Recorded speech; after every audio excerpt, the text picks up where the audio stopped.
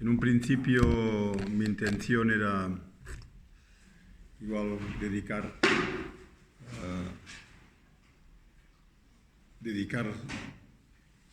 parte del tiempo que queda en meditar en el amor y la compasión, pero por preguntas que me habéis hecho, etcétera, seguiré con lo que generalmente suelo hacer, que es utilizar ahora una práctica de la tradición mahayana con el propósito de despertar concentración también, atención, lo mismo que hacemos con la respiración, de manera muy simple y resumida, pues lo que hacemos es colocar la atención, saltarla a la conciencia. Y esto requiere explicaciones. El texto raíz de donde viene lo que explico es el Mahamudra, del Panchen Losang Chokyi Gyaltsen, uno de los Panchen Lama más conocidos, el tercer Panchen Lama, para algunos es primero o tercero, o sea, no es contradictorio. Y él fue, en nuestra tradición, diríamos, el estandarte que desarrolla esta práctica que se hizo popular en la tradición Mahamudra de Karyupa, una de las 4 tradiciones tibetanas. Entonces, esta es una práctica que viene de la tradición indo-mahayana, pero que se encuentra en las prácticas de Vipassana de la tradición Theravada. Cuando meditas en la mente, en la tradición Theravada, lo que ocurre es que en Occidente no se llega a este punto. Generalmente la práctica de Vipassana que se utiliza en Occidente es observar el cuerpo y las sensaciones físicas, sobre todo, ¿no? Entonces, esta es una práctica muy importante en nuestra tradición también, y tiene el nombre de dejar la mente en su estado natural. Yo la utilizo porque es muy relajante y el relax se produce en el nivel más profundo en nuestra conciencia, que es donde aparecen todas las tensiones. Todas las tensiones físicas y mentales tienen su origen en la conciencia mental. Y entonces el objeto de meditación, el lugar donde, no diré lugar, el espacio o dominio donde dejas la atención es el dominio de tu conciencia mental. Intentaremos con estos 2 días que os familiaricéis en lo que es la conciencia mental. Aparte de este relax, esta meditación también es no sectaria, porque no importa que seas las creencias que tengas, la puedes seguir. Es observar el espacio en tu interior donde a veces sientes felicidad. Asumís que existe este espacio en nuestro interior cuando os sentís felices. Podéis inferir que hay un espacio que hace que os sintáis felices. Podéis asumir o inferir que hay un espacio que a veces hace que estemos mal, agitados. ¿Existe este espacio? Este es el lugar donde vamos a visitar, donde emplazaremos la atención y la conciencia. La atención en la conciencia. Se denomina dejar la mente en su estado natural. Voy a utilizar un poco de terminología, pero espero que lo entendáis después con las prácticas que haremos a continuación. También hay 2 beneficios de hacer esta práctica, que me parecen específicamente muy profundos. Uno es que te das cuenta que las aflicciones no forman parte no son parte intrínseca de la mente, están ahí temporalmente. Es decir, cualquier estado mental negativo no forma parte intrínseca de nuestra conciencia. Está allí temporalmente y te altera, pero no es inherente a la propia conciencia, ¿no? Y después, a un nivel más profundo, esta práctica dirige a comprender la naturaleza última de nuestra propia conciencia. Por lo tanto, empiezas tratando de comprender la naturaleza convencional de la mente y después te vas a comprender la naturaleza última. Esto no lo haremos, simplemente tratamos el orden en el que aparece en el texto es primero la naturaleza convencional. La naturaleza convencional de la mente, para que lo entendáis, es la mente neurótica, pacífica o agradable o desagradable que tenemos en el día a día. También creo que todo el mundo está de acuerdo en que esto existe. Te despiertas, puedes decir, hoy me he despertado con el pie derecho, con el pie izquierdo. Hoy estoy contento, hoy estoy un poco triste, hoy estoy de mal humor. Esos son reflejos en la conciencia mental. Ahí es donde vamos. Se requiere recibir instrucciones al respecto. Y los meditadores budistas profundos llevan 2000 años de observación subjetiva sobre su propia conciencia. Y esto es la esencia de estas experiencias en un texto raíz, sucinto y un comentario un poco más extenso, pero que requiere conocimiento por parte del practicante.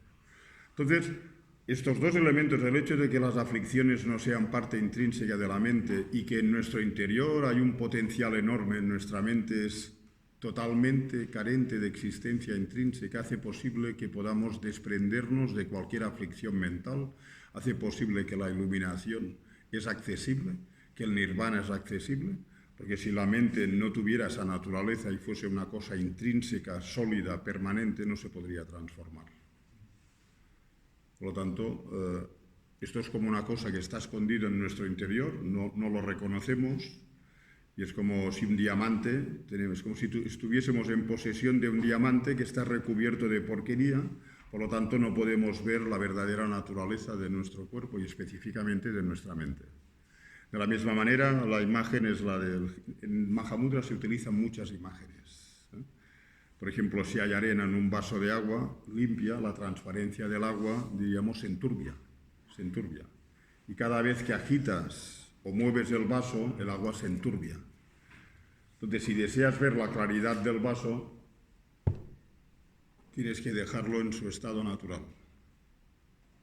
La porquería se desvanece y la claridad está ahí inmaculada delante tuya. Entonces, el Mahamudra que vamos a practicar es dejar el vaso quieto para que se revele la naturaleza convencional de la conciencia mental, de la conciencia en general. Cambio, si un trozo de carbón que se vuelva blanco no es posible, porque el color negro forma parte intrínseca de la naturaleza del carbón. En cambio, para nosotros es como si tuviésemos un diamante en nuestro interior que está recubierto por muchísimas cosas, como veréis ahora, y que impide que se pueda revelar naturalezas profundas de nuestra conciencia que dirigen a la quietud, la sabiduría, la paz y la liberación. Entonces, en esta meditación se trata de no agitar la mente. Como venimos haciendo, si agitas la respiración, si tensas la respiración, ya no estarías en el sitio adecuado. Y aquí lo mismo. Si en esta meditación tienes muchas expectativas, es como si movieses el agua, entonces el barro sale. Y aquí lo que tratamos de hacer es dejar la mente quieta. Por eso dice dejarla en su estado natural, en quietud.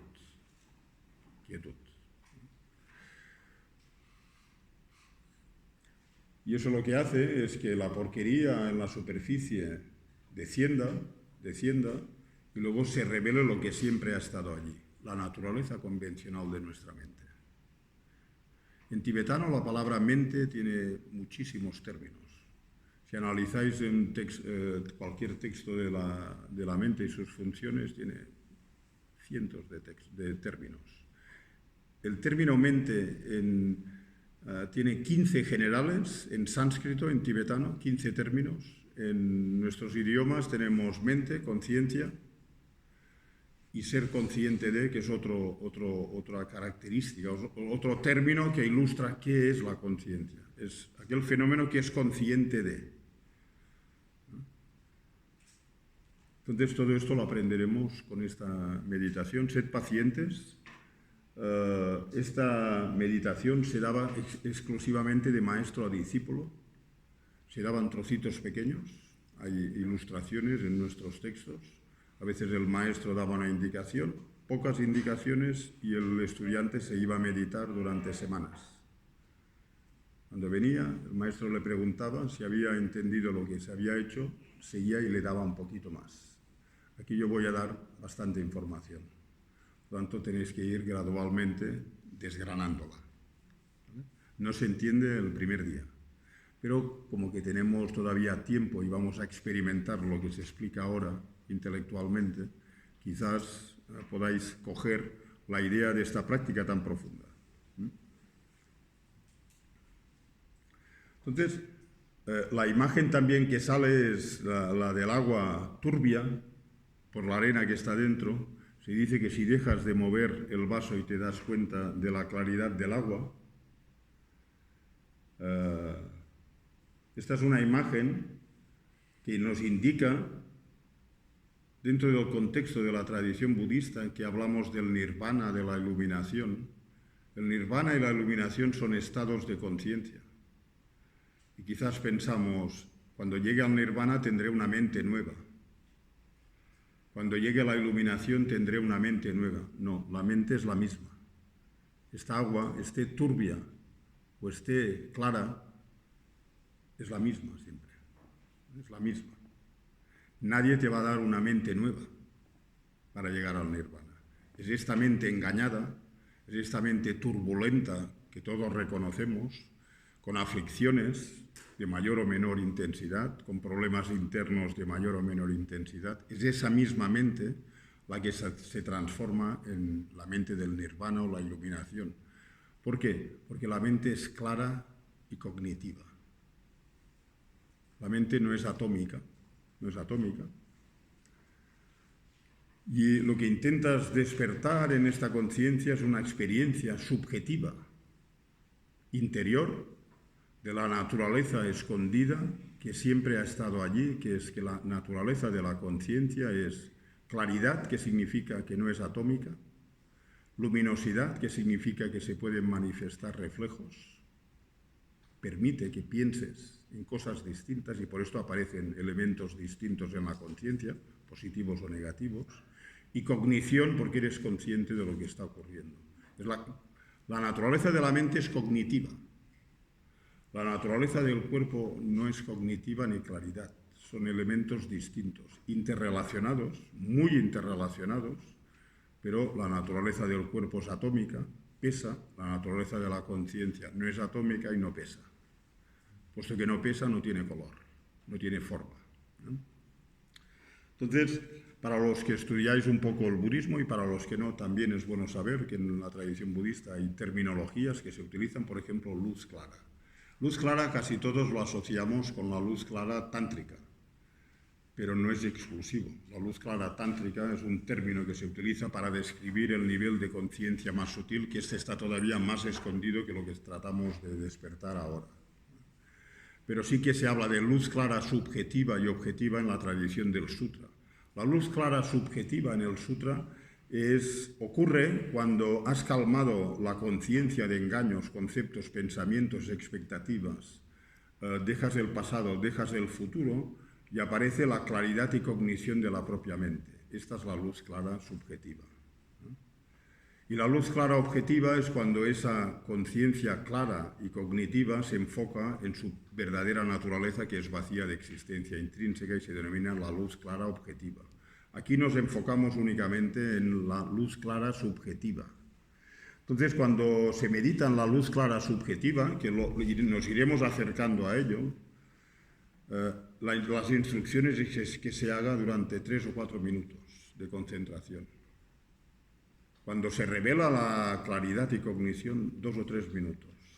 Suelta, relájate, vete a la respiración y luego regresa.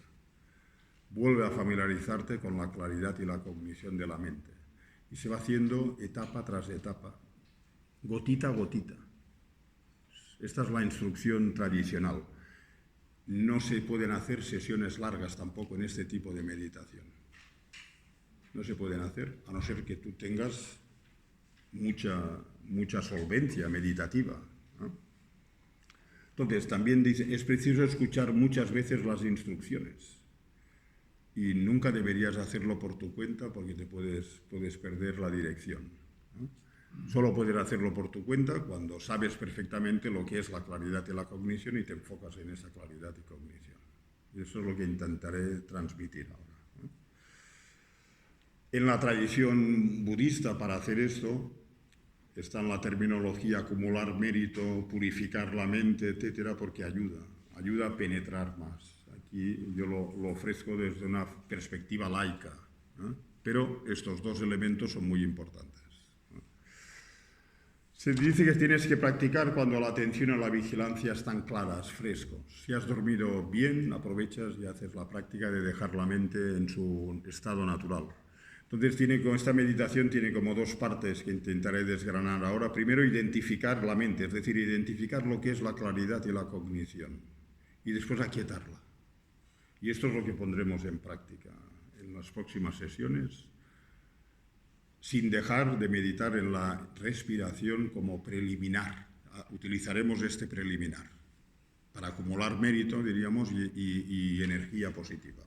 Y purificar la mente. Meditar purifica la mente. Si queremos aquietar la mente, primero es preciso saber qué es la mente, qué es lo que pretendemos aquietar. Entonces, primero tienes que identificar la mente y después la puedes aquietar y después ver su vacío. Aquí decimos que no vamos aquí. Primero identificas la mente y después la puedes aquietar y después que se revele la claridad y cognición.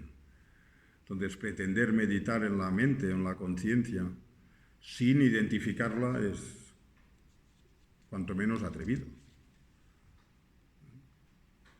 No tenemos muy claro lo que es la conciencia.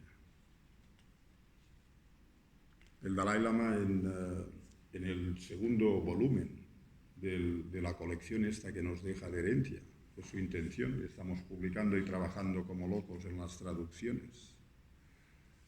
El Dalai Lama desde los años 60 se encuentra, hay muchos estudiantes en Estados Unidos, pues tienen esas cosas.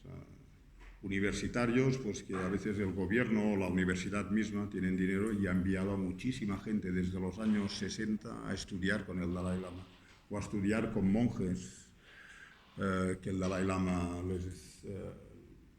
les da, por decirlo así, para que estudien con ellos. Son gente becada y se han pasado años con el Dalai Lama estudiando budismo, y entre estas personas pues hay físicos nucleares, hay neurólogos, psiquiatras, psicólogos, catedráticos de estas disciplinas en Estados Unidos. Entonces, desde los años 60, el Dalai Lama una vez al año se encuentra en las grandes universidades con los miembros de facultades de estas disciplinas ocupadas de la filosofía, de la ciencia, de la medicina y sobre todo de la psicología, psiquiatría, neurología, etc. Y en una de estas él explica que él preguntó a, diríamos, la crème de la crème del pensamiento occidental sobre el conocimiento del mundo interior. Él les hizo una pregunta, y lo explica en el libro, creo que es en el segundo volumen.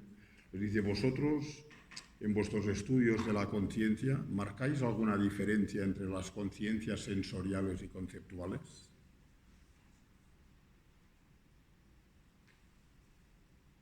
Y la respuesta unánime fue que no.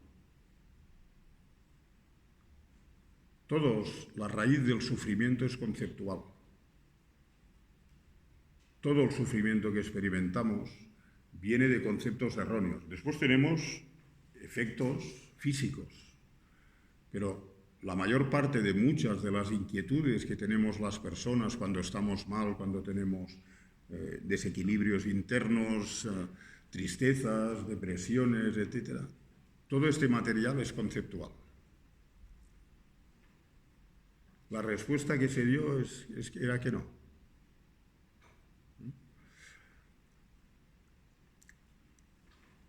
Entonces, para identificar la mente, lo primero que hemos de hacer es enfocarnos en ella. Si queremos aprender sobre los átomos, lo primero que hace un científico es enfocarse en el átomo directamente. Entonces, si queremos aprender sobre nuestra conciencia, hemos de enfocarnos en ella. Esto es lo que enseña esta práctica. Y procuras estar en el presente, sin irte al pasado y al futuro, y básicamente te formulas una pregunta: ¿quién medita en la mente? La mente medita en la mente, porque en realidad es mi mente que está tratando de observar la mente. Los dos son uno. Cuando haces esto y eres consciente de estar meditando, estás ya en la conciencia mental. Primer paso. ¿Quién medita en la mente? Mi mente medita en la mente. No son dos. No hay una mente que medita en la mente, es la misma mente que observa un instante anterior de esa misma mente, o un instante posterior. Entonces, el primer paso es este. Es decir, si eres consciente de estar meditando, estás ya en la conciencia mental. Cuando estás aquí, dejas la atención en ese ser consciente de la conciencia. Pues si eres consciente es la conciencia mental. La conciencia visual no es consciente. Es la conciencia mental la que es consciente. Si eres consciente de ser consciente, estás en la conciencia mental. Y aquí lo que haces es soltar. Pasado, futuro. Expectativas. Y reposas ahí en meditación. Reposas allí. Si eres consciente de que estás pensando, estás en la conciencia mental. Te enfocas ahí. Esa es la conciencia mental. La conciencia visual no es consciente de la conciencia mental. La conciencia auditiva no es consciente de la conciencia mental. La conciencia mental es consciente de lo que oyes a través de los sentidos, de lo que ves, de lo que hueles. Entonces la mente, esta mente en la que te enfocas, cuando eres consciente de ser consciente, de la conciencia, la mente se define con estos tres términos: claridad, luminosidad y cognición. Y estas tres son las características de la mente que deseas identificar. Están ahí dentro, están esperándote, porque la mente está tan enturbiada que impide que esto se revele, que es la verdadera naturaleza de nuestra conciencia, aunque haya niveles más profundos. Y el Mahamudra utiliza ejemplos para ayudarte a ubicarte en la meditación y luego experimentar con ella subjetivamente. Para que un reflejo tenga lugar, se requiere un espejo limpio. Primero, se precisa luminosidad. Si la habitación está oscura, no puedes ver. No se refleja nada. Y después, la cognición es aprehender el reflejo. Estos tres. Esto lo vamos a experimentar en meditación. Un reflejo necesita un espejo. Una película requiere una pantalla. Cuando un espejo está repleto de imágenes, no ves el espejo, ves las imágenes. Cuando una pantalla está repleta de imágenes, no ves la pantalla, ves las imágenes. Nosotros soltamos las imágenes y nos vamos a la pantalla, al espejo, a la base donde surgen todas las imágenes que puedan surgir. Entonces, claridad, luminosidad y cognición. Cuando estudiamos, ¿os acordáis? El primer curso que hicimos sobre los factores mentales, definimos, la mente se define como claridad y cognición. La luminosidad es parte de la claridad. A veces dan los dos y a veces los tres. Claridad significa que esta conciencia mental no es atómica. Luminosidad significa que en la mente hay espacio para que se reflejen cosas, fenómenos, recuerdos, imágenes, memorias, expectativas, proyectos, mentes negativas. La mente tiene esta característica, claridad y luminosidad. Es como un espejo, es como una pantalla. Y cognición significa que tú aprendes, vas aprendiendo. La función de la mente es aprender constantemente. Ahora estamos aprendiendo sonidos y quizás aprendemos el significado de los sonidos. Y quizás malinterpretamos el significado de los sonidos. Por esto la instrucción es que tienes que escucharlo muchas veces. Pero aprender, ahora estáis funcionando con la conciencia mental sobre todo, a no ser que estéis dormidos. La conciencia visual solo hace que enviaros mi imagen. Pero lo que estoy explicando, si estáis despiertos, aquí estáis procesando. Esto es cognición y claridad. El cuerpo no lo puede hacer, porque es atómico. Y los elementos atómicos no son cognitivos. no tienen la capacidad de aprender, de conocer, de aprender. No tienen esta capacidad. Los elementos no tienen la capacidad de aprender. Entonces, imaginad, hacemos un ejercicio, imaginad una flor. Cerrad los ojos, imaginad una flor roja. Abrid los ojos. ¿Os ha aparecido una imagen? ¿Sí? Entonces, la imagen es el reflejo.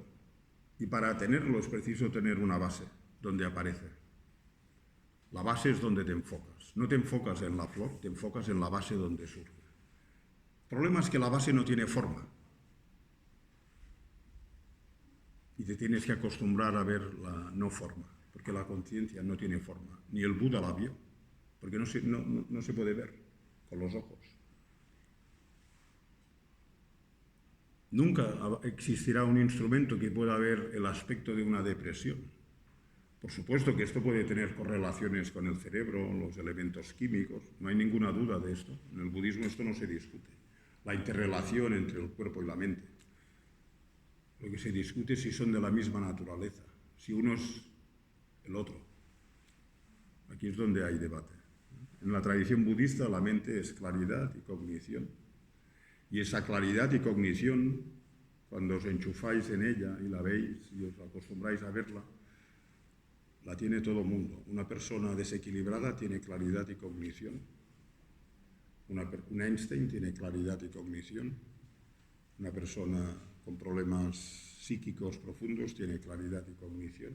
Quizás no es apta para vivir, pero tiene claridad y cognición, porque esta es la naturaleza de la conciencia. Claridad y cognición. Entonces, la flor que has imaginado necesariamente requiere una base. Que no tenga forma física no surge en la nada, porque la nada no tiene capacidad de producir algo. Esto es un principio de la física moderna, un principio de la conservación de la energía y la materia. De la nada no puede surgir algo. Si surge la flor, necesariamente tiene que haber algo que lo produce, tiene que haber un sostén, y ese sostén es la conciencia mental. Cuando generas ira, ocurre en una base. Cuando generas apego, hay una base, es tu conciencia, no es el cuerpo. La ira, el apego, la depresión no tienen forma ni color. La naturaleza es también claridad y cognición, negativa en este caso, negativa, no neutra. Entonces, en esta práctica se dice que es bueno hacerla con los ojos abiertos y puedes ejercitarte de una manera laica. Os lo explico, en la tradición budista hay maneras, por eso se practica el guru yoga para entrar en la conciencia mental, pero para laicos como vosotros, puedes ejercitarte después de meditar en la respiración. Imaginas una flor, te la imaginas y diriges la atención a la base donde ha surgido la flor. Y esa es la claridad y cognición de la conciencia. Y dejas la atención quieta allí, en quietud, y no haces nada más. No te mueves más. En el peor de los casos, que no veáis nada, perfecto, porque no hay nada que ver, estáis bien. Si alguien dice, Milarepa, por ejemplo, tiene la historia de su discípulo, cuando le instruyó en el Mahamudra, que es la primera explicación del Mahamudra que aparece escrita hace 1000 años, 1100 años ya en el Tíbet. Y una de las instrucciones dice, vete a casa ahora y observa si la mente tiene color. Y el estudiante se va y le dice, sí, al cabo de un par de semanas, me parece que tiene color. Dice, muy bien, ahora vete, si tiene color, busca una forma del color que tenga. Es triangular, rectangular, piramidal, cuadrada. Y así él va dirigiendo al estudiante para que se dé cuenta que la mente no tiene ni forma, ni color, ni peso. Por lo tanto, si por ejemplo en esta meditación es que no veo nada, es que no hay nada que ver, seguramente lo estás haciendo bien. No hay nada que ver, pero no es la nada.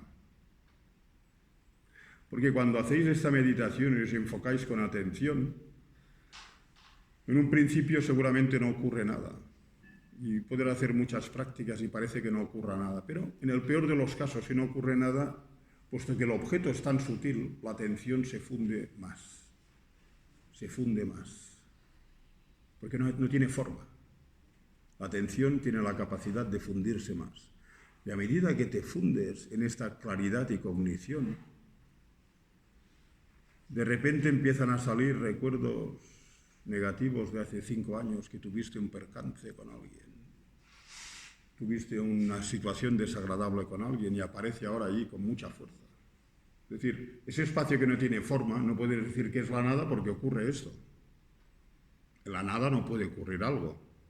Esto es un principio incluso científico. No, incluso no, es un principio científico. La nada no puede producir algo. Por lo tanto, aunque no veas nada, no significa que sea la nada. Porque aquí ha aparecido un recuerdo de algo que te ocurrió hace mucho y que altera toda la mente. Por lo tanto, lo que haces es, sin perder la atención en la claridad y cognición, en ese espacio que no es nada, en absoluto, no tiene forma, pero no es la nada, lo que haces con esa imagen es soltar. Soltar.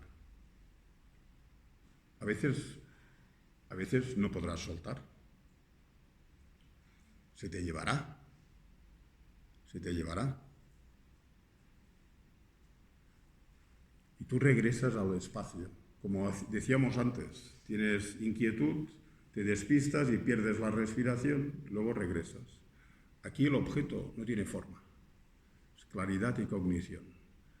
Para detectar la claridad y la cognición, utiliza el ejemplo de la flor, la base donde surge, y colocas la atención allí. Y simplemente no haces nada más. Te desarrollas concentración en... Esta es la claridad. Y dice, no, esto tiene que ser algo blanco, esto tiene que estar en el norte, en el sur, en el corazón, en el cerebro. No está en ninguna parte de estas. No está. ¿Que esto produce repercusiones en el cerebro? Por supuesto que sí. Os diré más. En un retiro de esta técnica, en los años 80 en Estados Unidos, un retiro de 6 meses de respiración como hacemos nosotros y ahora de meditar en la naturaleza de la mente, en la claridad y cognición, la naturaleza convencional de la mente. Estos 6 meses fueron gestionados por científicos de universidades americanas y todos los participantes, creo que eran 24 o 25, todo el día iban monitorizados. 2 o 3 veces a la semana les hacían análisis de sangre. Y meditar con esto debe ser incómodo, pero lo hicieron en Estados Unidos. Entonces, de este estudio todavía no han salido todas las conclusiones, pero una de las que salió es, hoy en día a veces leo, la plasticidad del cerebro. Fue a través de este estudio que salió esto.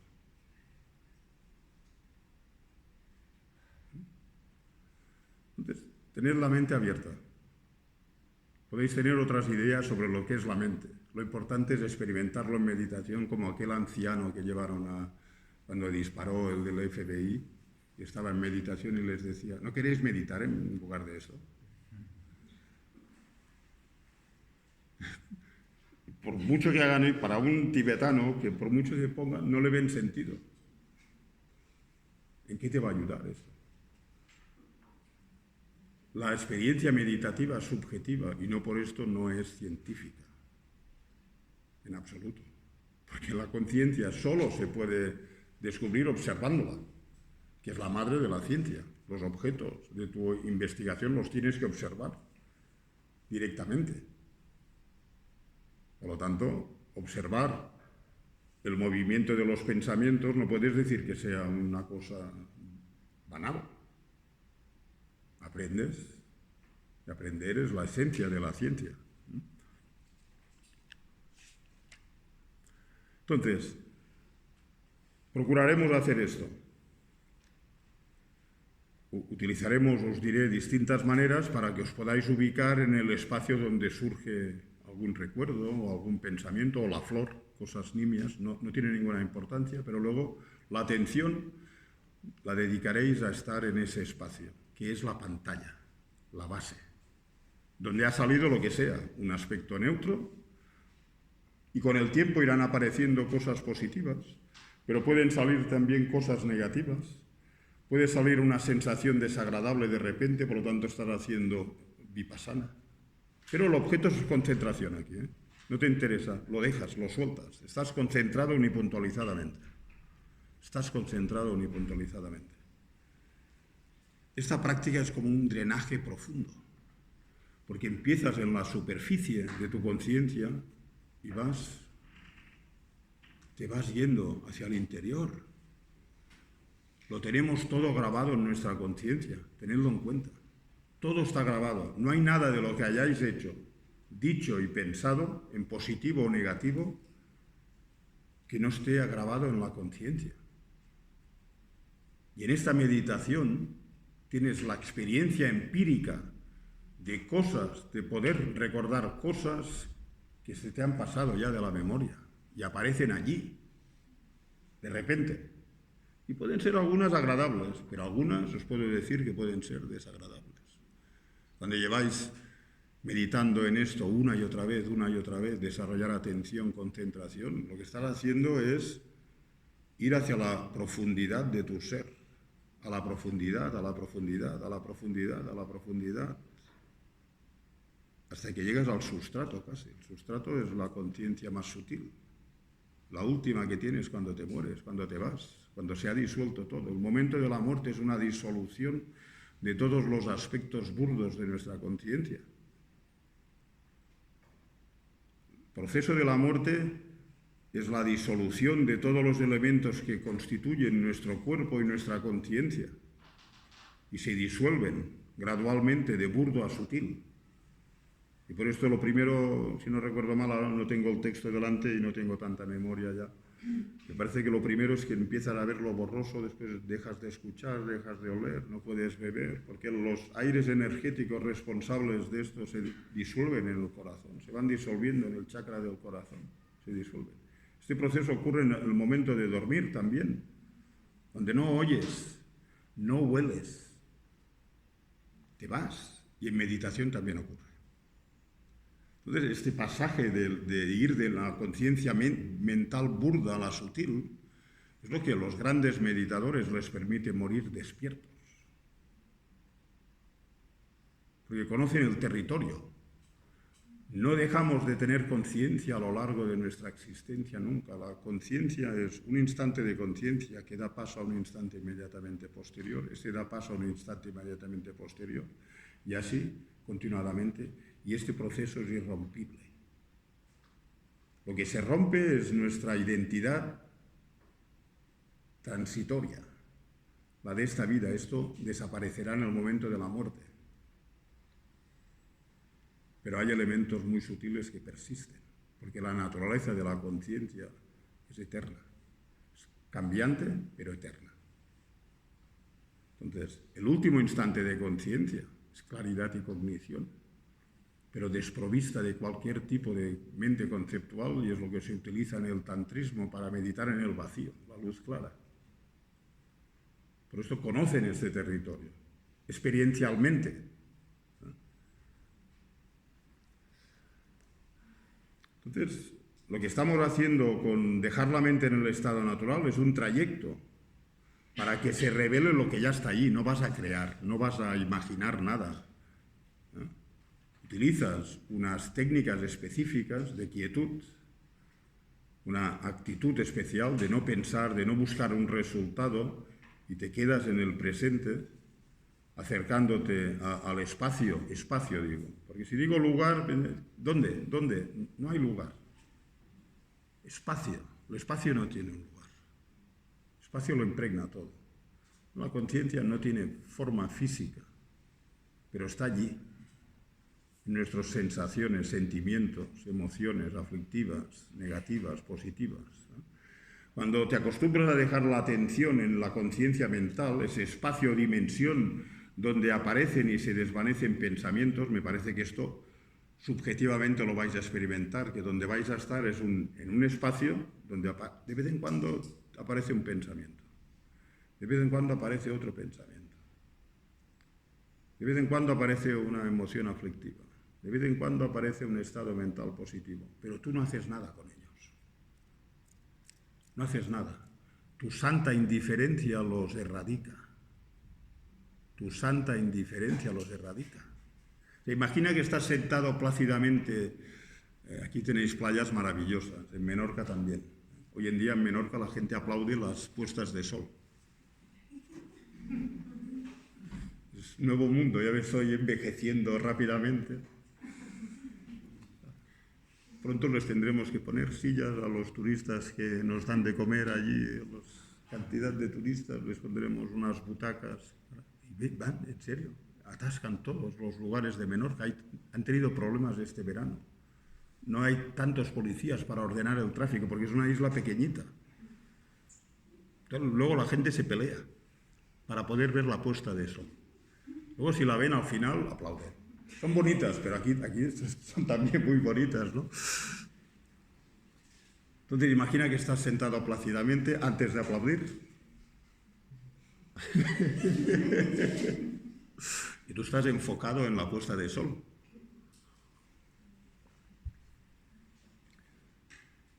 Y tienes una edad en la que tienes un hermano pequeñito.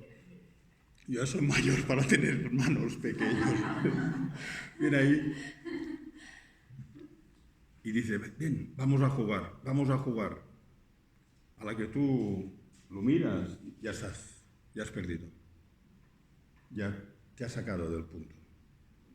El hermano pequeñito son los pensamientos que van a aparecer, pero no te dejas seducir por ellos. Aparecen, se mantienen, desaparecen. Aparecen rápidamente y desaparecen y quizás no te das cuenta. Te das cuenta un instante después. Es válido. A veces aparecen tan rápidamente que no te das cuenta de nada, pero sabes que ha aparecido algo. No estás en la nada. Porque por definición la nada no puede producir algo. Y los pensamientos son algo, y a veces los pensamientos son dolorosos. No puedes decir, estoy en la nada, que esto es la nada. No es cierto. No es cierto.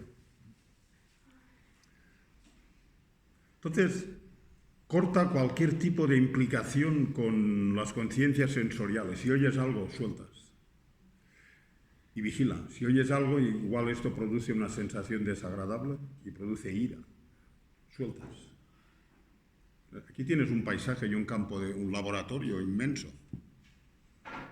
Porque así funcionas en la vida cotidiana. A veces salen pensamientos y te eligen.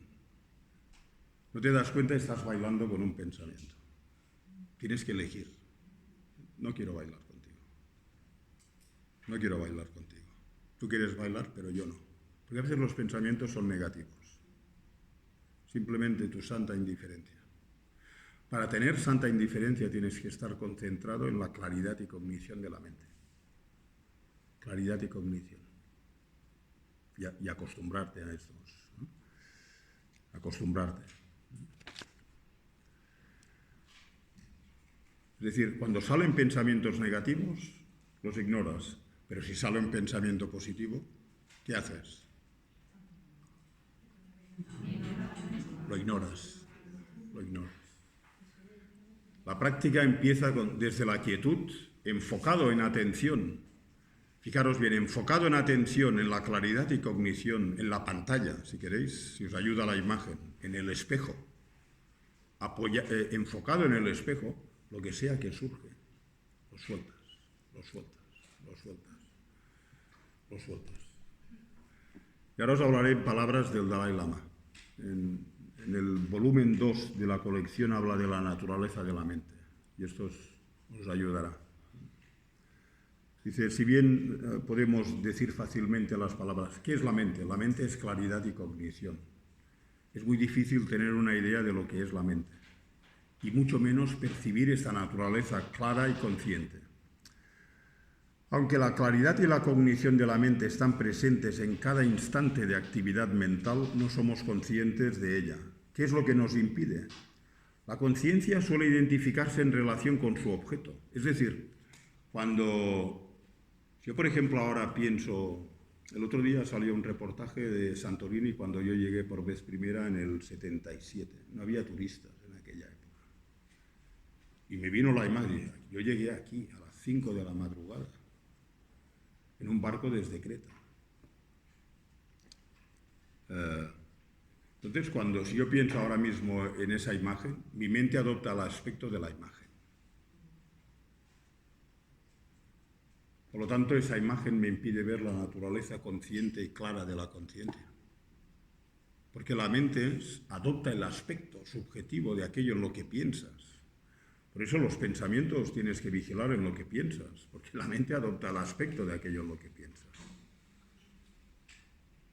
Si piensas mucho en algo negativo, tienes que cortar con ello como puedas. Utiliza el remedio que puedas. La mente adopta el aspecto negativo o positivo. Y por eso, debido a que nuestra conciencia siempre es consciente a nivel visual, olfativo, gustativo, la mente adopta los aspectos distintos y se llena de tráfico.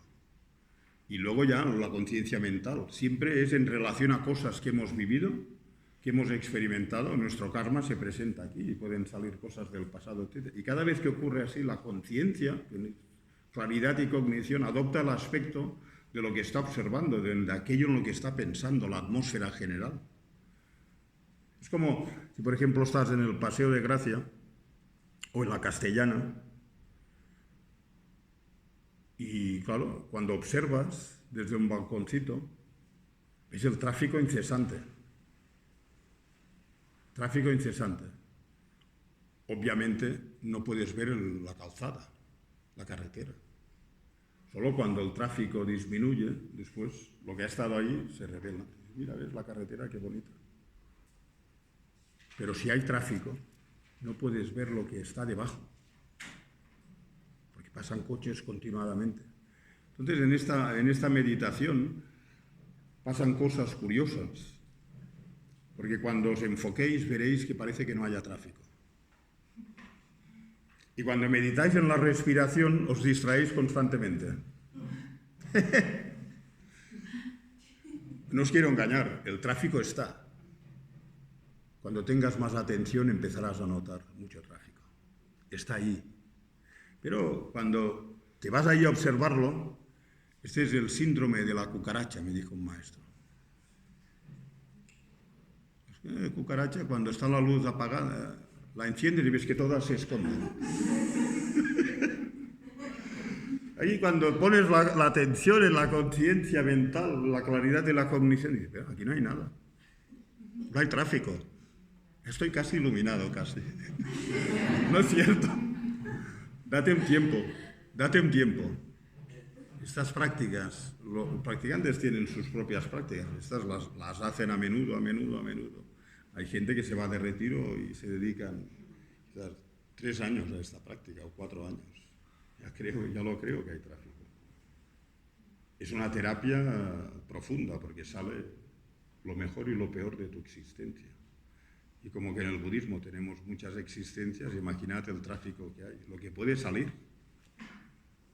Ahora somos muy buenos, pero es que hemos sido de todo. Hemos sido de todo.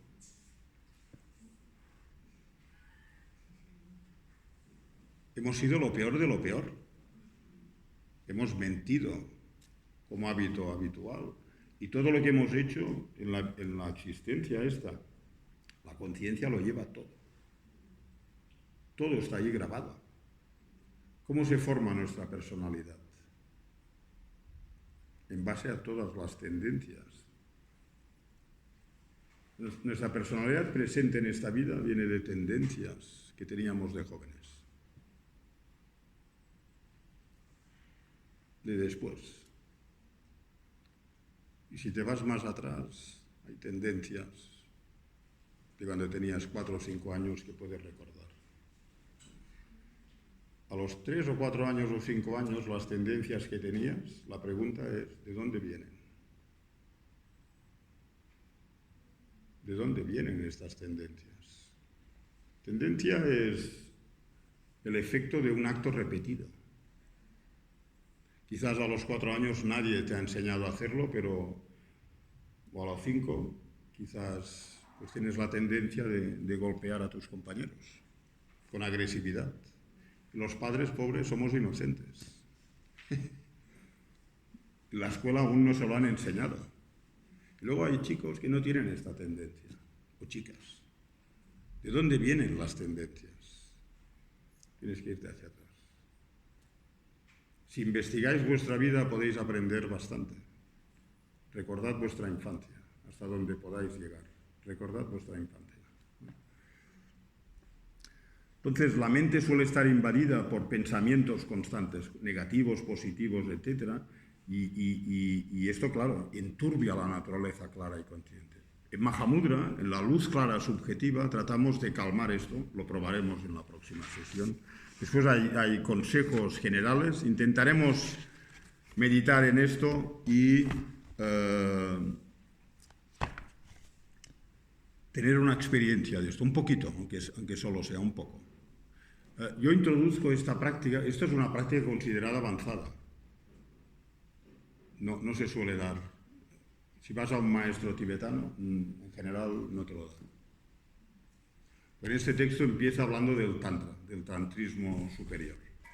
Porque el tantra habla de la luz clara sutil, que es la naturaleza última de la conciencia, el nivel más sutil de la conciencia. Es decir, la última mente que tendremos en esta vida es un nivel de conciencia sumamente sutil. Una vez en el proceso de la muerte, las conciencias sensoriales es lo primero que se desactiva. No vemos, no oímos, no olemos, no saboreamos, ni tan siquiera tenemos experiencias táctiles, lo hacemos todo en sí, no tenemos ningún tipo de control. Después se disuelven pensamientos conceptuales, sutiles, y al final queda una mente muy sutil, ausente, carente totalmente de conceptos, mente conceptual. Y esta es la que determina lo que va a venir después. Para alguien cualificado puedes cambiar tu destino, para alguien no cualificado no la reconoces porque esta mente sale cada noche hay ocasiones en las que sale, en el proceso, en la muerte, en el sueño profundo, sale, pero muy brevemente. Es decir, de la conciencia burda que tenemos ahora, cuando nos acostemos y todos los aires energéticos se fundan, aparece la conciencia sutil que es onírica y es un estado de conciencia. Pero entre la conciencia profunda, la conciencia, diríamos, del sueño que se disuelve y antes de empezar la actividad onírica hay breves instantes en que la conciencia es esta mente de luz clara, la luz clara del sueño, que no tiene ningún tipo de concepto. Esta es la razón por la que se dice que el sueño es reparador. Dormir es muy importante. Es como un taller de reparación, porque tienes esta mente donde todos los conceptos se van, todas las preocupaciones se van. Dormir es súper importante, súper. Es tremendamente importante para un estado de bienestar. Entonces, esta naturaleza tan pura, por decirlo así, está con nosotros cada noche, pero no la reconocemos. Nos pasa desapercibida, es una percepción inatenta. Es una percepción inatenta. Es un estado mental que tenemos. Percibimos, pero no prestamos atención y nos pasa desapercibido. Es un estado de conciencia. Hay 7 estados de conciencia y este es uno de ellos. Entonces, este nivel de conciencia tan sutil, el propósito de la meditación es llegar a ello.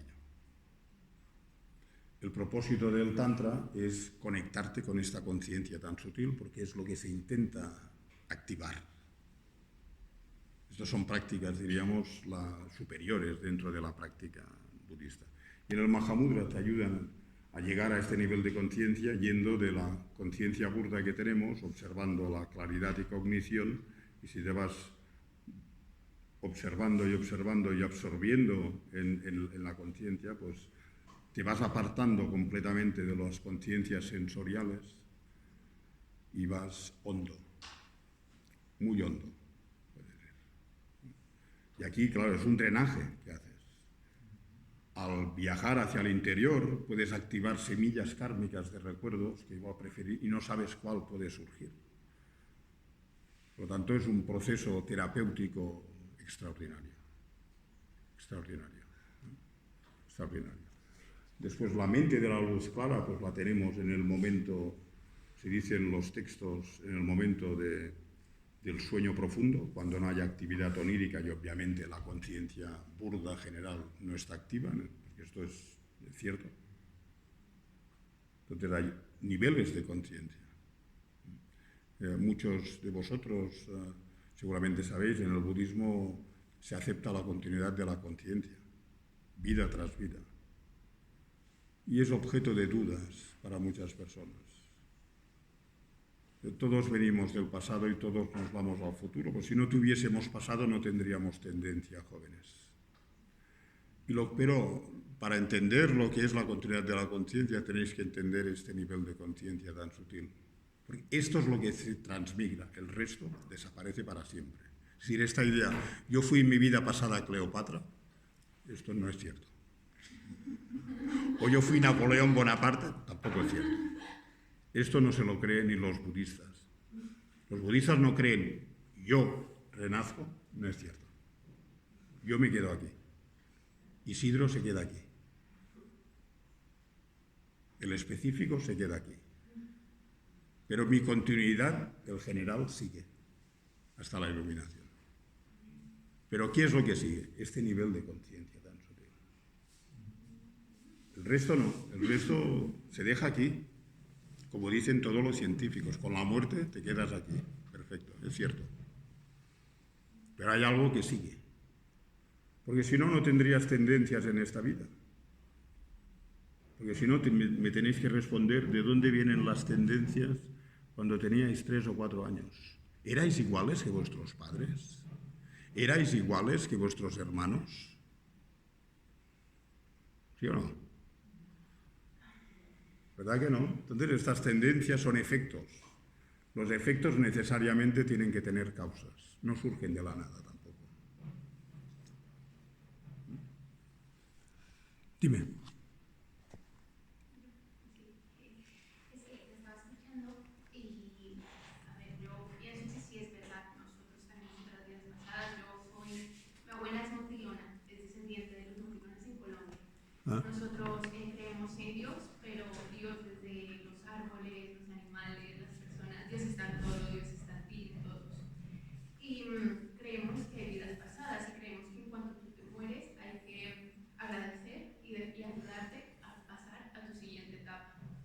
Pero también es verdad que yo vengo de una familia un poco muy desestructurada, de un padre muy equivocado, un pobre que no le enseñaron que podía hacer las cosas mejor y hizo daño. Entonces yo era una niña así. Yo no lo sé, ahora me estoy dando cuenta que yo no lo sé si era por él o por todo eso que había pasado. Todos los fenómenos dependen de causas principales y secundarias. No hay una causa única. En todas, por ejemplo,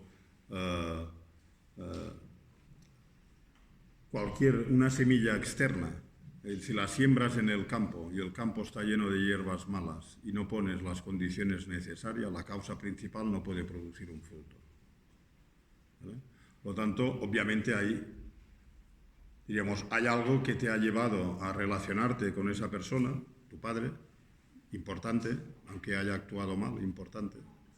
Entonces es causa secundaria de tu trauma.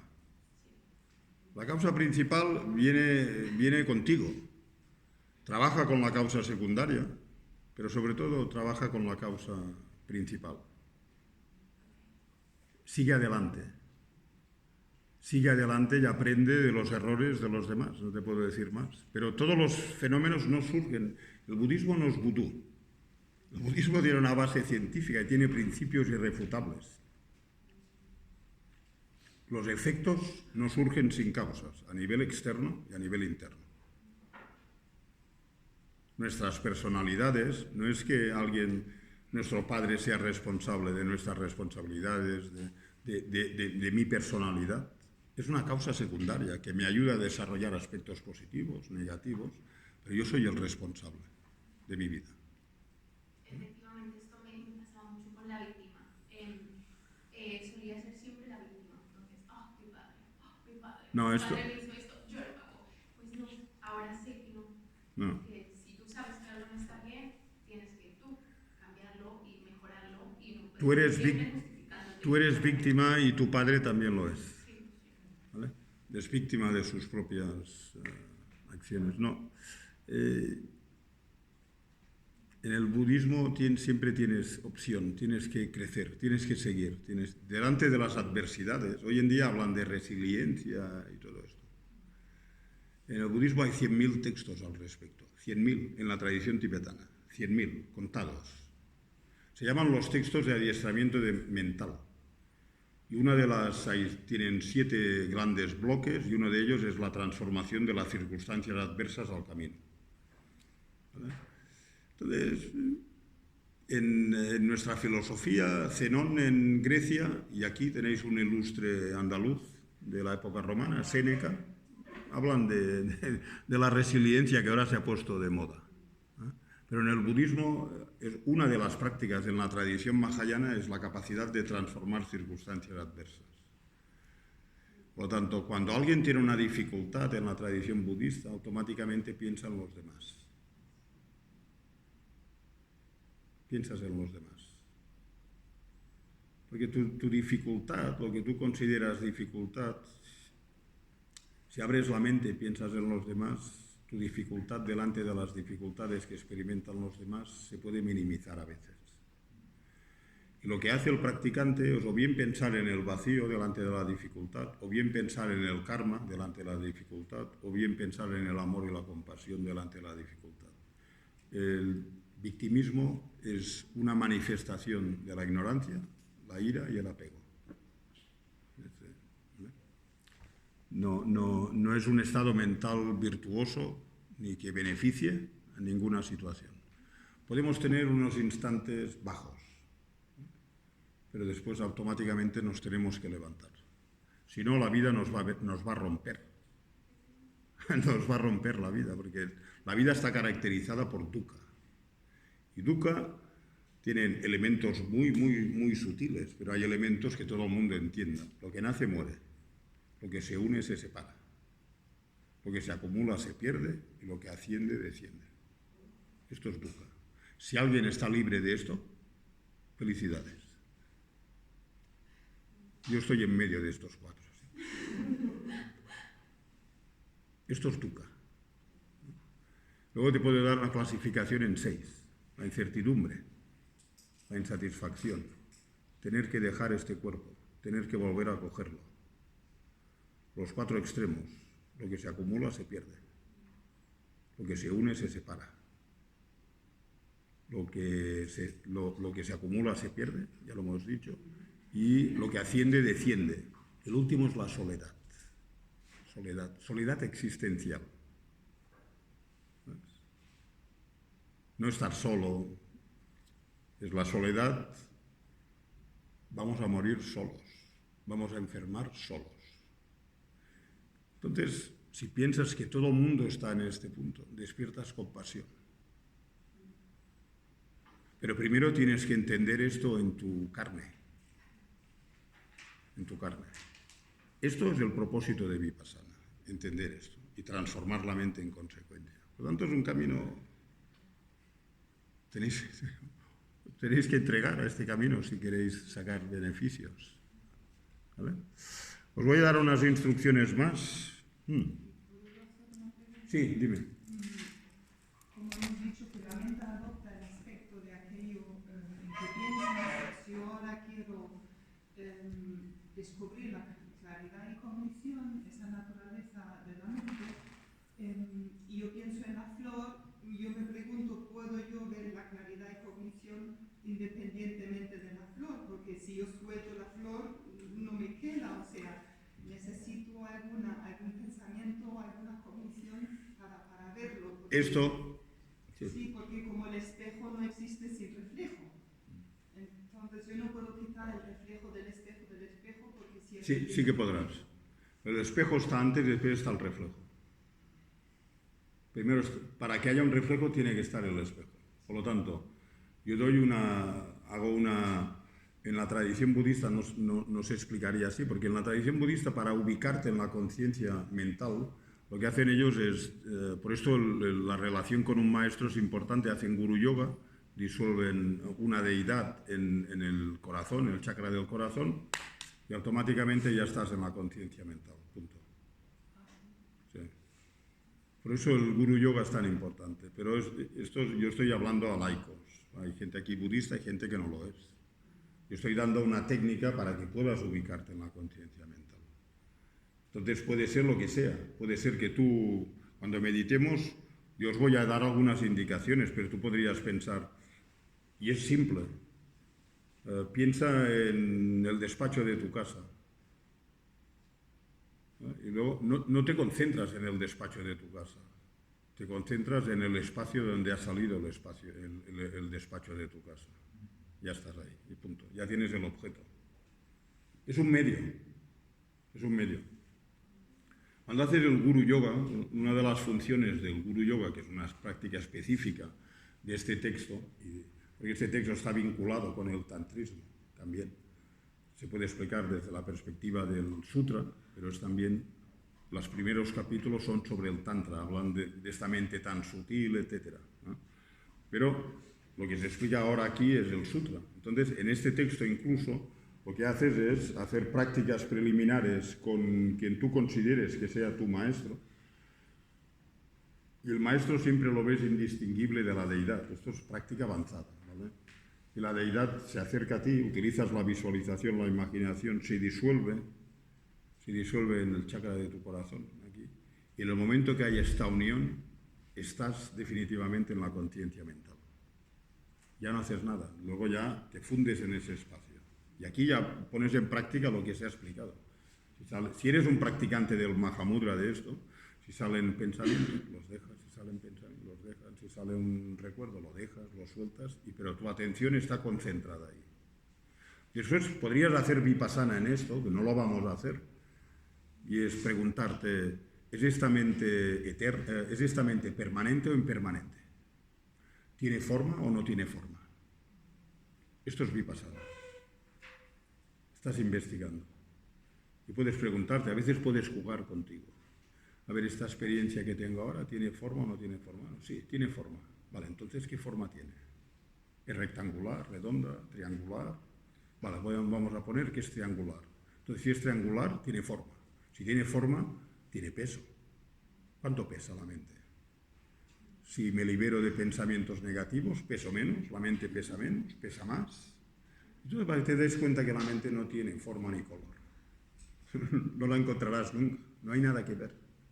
Por lo tanto, y lo que haces aquí es la actitud, es importante, es soltarlo todo. Cuando ubicas la conciencia mental, te quedas ahí, la atención se queda ahí fundida. Olvídate del vipassana, se queda fundida ahí. Y simplemente lo puedes utilizar porque esto calma profundamente la conciencia. Cuando cuando te cultivas esta meditación, no es religiosa, te colocas en el lugar donde tienes pensamientos, y esto lo tiene un ateo, un religioso, un no religioso, quien quiera que tiene mente tiene estas características.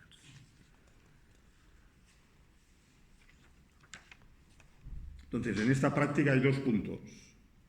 Está el aspecto subjetivo, que es la cualidad del sujeto que observa, y luego está el campo objetivo. El campo objetivo es, dejas la atención en el espacio de la conciencia y lo que sea que surja, aquí es un poco, se ajusta a la definición del mindfulness moderno.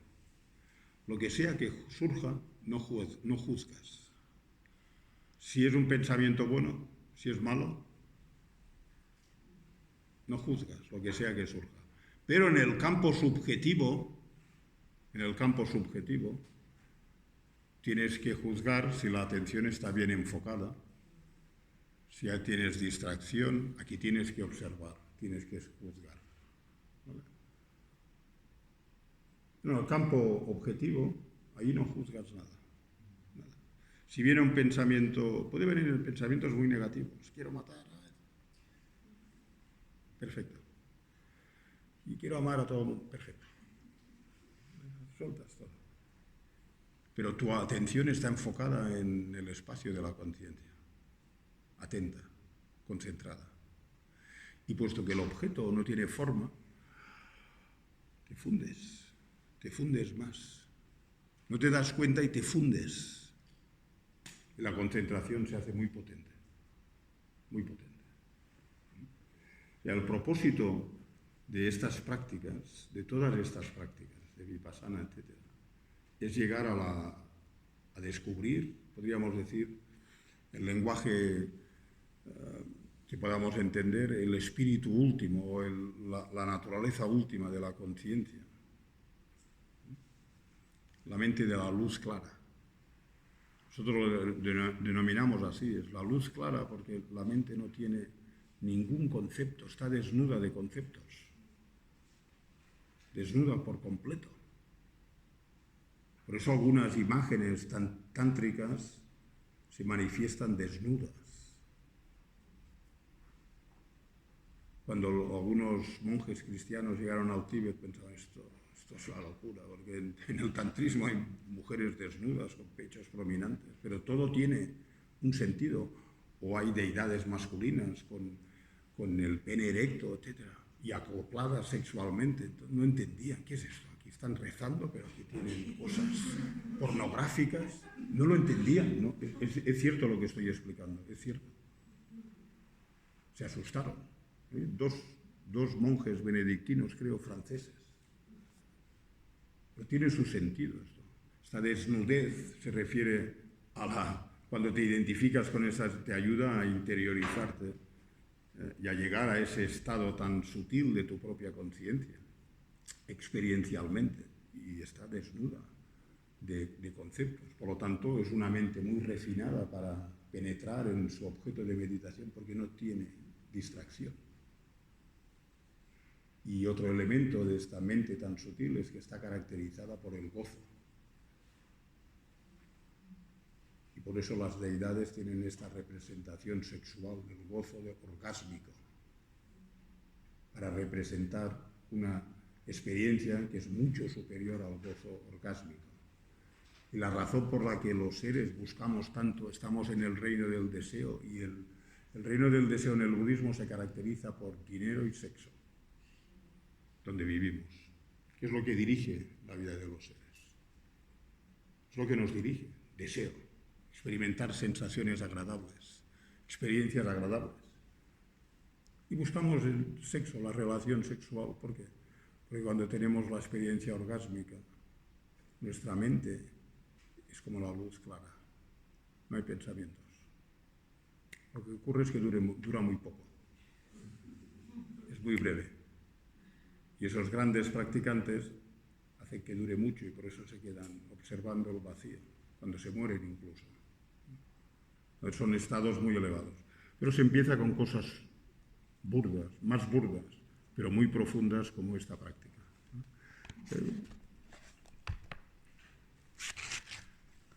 Hay una pregunta de... Esta mañana había quedado pendiente. No sé si te acuerdas. Sí. Habíamos hablado antes, me parece que habíamos, para ponerlo en el contexto, yo había dado una respuesta de algo, no me acuerdo ahora. Marta se acordaría. ¿Tú te acuerdas de la pregunta? Dímela. Cuando aparece una aflicción, una emoción intensa, si una manera de afrontarlo sería, claro, en este espacio de conciencia, ser capaz de observar aquello que aparece y hacer ahí vipassana con la autoindagación, ¿no? Sí. Vale. Esto era lo que había explicado yo previamente, creo que tenía que ver con el vipassana, que te enfocas en la respiración. O sea, nosotros, el anapanasati, los maestros lo pueden utilizar como un método para desarrollar concentración, pero también como un método para desarrollar vipassana. Entonces, para desarrollar vipassana, pero para esto requieres conocimiento del contexto donde practicamos. Decía esta mañana, cuando inspiras y expiras, un practicante con conocimiento, a través de observar la inspiración y la expiración, puede ver la impermanencia burda. La impermanencia burda es el hecho de que las cosas cambian. Aparecen, se mantienen y cambian. Las relaciones cambian. Las personas envejecemos, enfermamos, etcétera, etcétera. Es cambio. Pero con la inspiración y expiración, después puedes saber también que la inspiración consta de partes. Y las partes son divisibles hasta el infinito. El primer instante de la inspiración se puede dividir en el primer instante del primer instante, la parte media del primer instante, la parte final del primer instante y así continuadamente. Y esto te puede ayudar a entender la impermanencia sutil, que no es perceptible con los ojos, es solo se puede inferir. Inferir. En el budismo se utiliza la inferencia, en Vipassana. Todo lo que es transitorio lo es porque está compuesto de partes. Son fenómenos, diríamos, producidos. Nuestro cuerpo es producido, por lo tanto está cambiando. Nuestra mente es producida, por lo tanto está cambiando constantemente. Y el cambio hay dos niveles, el perceptible visualmente y luego el que no es perceptible visualmente, pero que se puede inferir a través de la meditación. Por lo tanto, la mente, observando la respiración, podría inferir que, puesto que hay tantísimos cambios, una inspiración consta de tantísimas partes y cada parte consta de partes más pequeñas y estas partes constan a su vez de partes más pequeñas, y esto podría surgir que la impermanencia es constante. No existe, permanece, se crea, permanece y desaparece. No, el del medio no está. No está el del medio. Lo parece, pero no está. Para nosotros que lo vemos todo estático, entender que aparece, se mantiene y desaparece es correcto, pero no es la visión última. La visión última es que en el momento de la creación está su destrucción. Nuestro cuerpo funciona así. La parte atómica funciona así. Y la parte mental no deja de cambiar constantemente. Por lo tanto, esto lo puedes ver en meditación, a través de la inferencia, que es un conocimiento válido. Hay dos tipos de conocimiento válidos en la tradición budista, la percepción directa y la percepción indirecta o inferencial. Para que la percepción inferencial sea válida, tiene que depender de un signo o un razonamiento válido. Si es válido, después puedes ver lo que no es accesible a los sentidos. El vacío es posible verlo, no se puede ver con los sentidos, pero inferencialmente se puede ver. Entonces, esta es la esencia un poco de Vipassana. Entonces, en el caso de las aflicciones mentales, sí, podrías hacerlo. Si te encuentras en esta meditación, por ejemplo, en esta meditación que es de concentración, yo la enfatizaré para que sea de concentración, pero entra dentro de esta práctica que si aparece un estado mental negativo que te absorbe y no puedes soltarlo de ninguna de las maneras, puedes pensar que este estado mental negativo no existe intrínsecamente. Depende de causas. Si algo surge, es un efecto. Y si algo surge que es producido, necesariamente tiene que tener causas. Y las causas están en tu interior. Por lo tanto, este estado mental negativo es vacío de existencia intrínseco, además de ser impermanente. Por lo tanto, esto puede ayudar a aflojar la aflicción mental. Puede ayudar. Por lo tanto, esto formaría parte del Vipassana. La pregunta está muy bien, pero esto forma parte del Vipassana, porque el Vipassana hay un punto en que observa cuando hablas del fundamento de la atención en la mente. Dentro de la mente se incluyen todos los factores mentales que estamos estudiando aquí, porque en algún momento dado sale una sensación desagradable que desemboca en ira.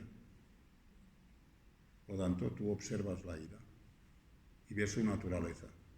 Es dependiente de la sensación. La ira no surge. Cuando surge la ira, previamente hay sensaciones desagradables. Pero esto nosotros no contactamos. La ira no surge espontáneamente, es mi carácter. El carácter lo has ido construyendo en base a tus actos y lo puedes cambiar. Shantideva en el capítulo de la paciencia dice, como principio de la práctica de la paciencia, dice, primero tienes que ver las desventajas de la ira y las ventajas de la paciencia, pero después entender que, por ejemplo, la ira surge en dependencia de causas y condiciones. Dice, cuando te ves privado de lo que te gusta, puede salir la ira. ¿Por qué? Porque cuando te ves privado de lo que te gusta, de modo automático nuestra mente reacciona con sensaciones desagradables. De hecho, somos como niños. Y las sensaciones desagradables no tienen otra función que activar la ira. Nada más. Detrás de las sensaciones, ¿por qué las sensaciones agradables activan la ira? Detrás está el aferramiento a un yo intrínseco. ¿Cómo es que yo no tengo lo que yo busco? Está esto. Antes está una visión distorsionada del yo. Una visión distorsionada es lo que activa después la sensación y la ira. Tanto para eliminar kleshas, o trabajas con la sensación o eliminas tu ignorancia. No es la ignorancia de no saber. En el budismo es curioso. La ignorancia hay distintos tipos, pero generalmente se menciona que la ignorancia es creer que sabes lo que en realidad no sabes. Como Sócrates. Crees que sabes cómo existes, tú y yo. No es cierto. No es cierto. Tenemos un problema de identidad. Todos tenemos un problema de identidad. No sabemos muy bien quién somos. Y por esto generamos ira para mantener esta identidad falsa, generamos apego para mantener esta identidad falsa y de aquí salen acciones, etc. Por tanto, la práctica consiste en calmar la mente siempre porque es lo mínimo que podemos hacer de momento, es lo mínimo. Incluso en un retiro generamos estados mentales negativos, no me gusta esto, no me gusta aquello, etc. Eso lo tenemos que gestionar. Y en la vida cotidiana ya no digamos. Tanto meditar, habituarse a meditar. Meditar es una manera de purificar la mente. Aunque después hayan turbulencias, etc., pero a veces sabes que tienes 10 minutos, 15 minutos o 20 minutos de cierta paz. Ya es suficiente. Da resultados a medio y largo plazo. Da resultados. Inmediato también, porque si experimentas algo de paz, eso te lo quedas tú de inmediato. Uniéndolo a eso, como has dicho que cuando aparece esa emoción, estoy consciente de que no es real, lo que se aparece. No real no lo he dicho, es real para quien la experimenta. Cuando digo que carece de existencia intrínseca, me refiero a que la ira depende de causas y condiciones. Si algo depende, no existe independientemente, no existe por sí mismo. Pero existe, convencionalmente existe porque te fastidia y te impulsa a actuar. No puedes decir, no, yo no lo he dicho que no. Pero si depende de causas y condiciones que tienen que estar en un lugar de mi mente, yo en ese momento puedo, en ese estado de meditación, puedo dialogar con esa parte de mi mente de donde viene ese peso, en presencia del espacio de conciencia. Si estás haciendo la práctica de Mahamudra, la manera de relacionarte con la ira es no haciéndole caso. En la vida cotidiana es otra cosa. No hay tiempo, no tenemos el tiempo.